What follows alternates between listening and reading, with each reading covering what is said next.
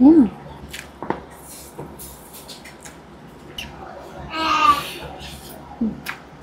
Mm.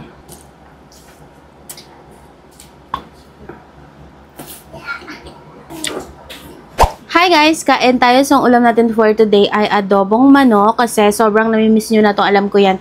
Ang dami nagko-comment sa inyo na mag-adobong manok naman daw ulit tayo. So, eto na. Adobong manok na mayroong maraming patatas. Magkukutsara tinidor ako ngayon kasi gusto ko lang bagoy. Kain tayo. Anong oras na din? Kakagising-gising ko lang kasi napuyat ako kaka-edit guys. Kaka-edit ba o kaka-eme? Eme ka. Thank you Lord sa food. Kain. First bite.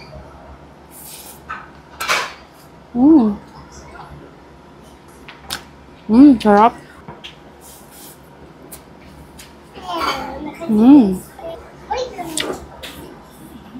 Mas masarap guys yung adobo kapag maraming patatas. Ayan o.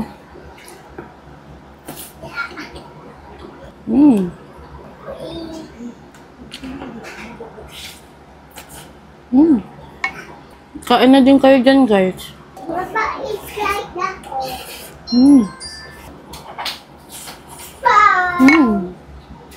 Sarap guys.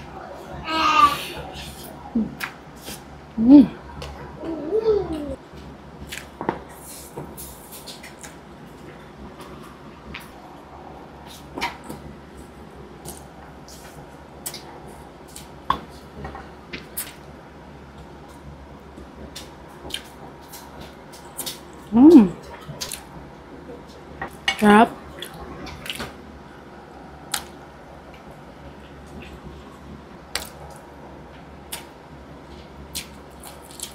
Last bite guys.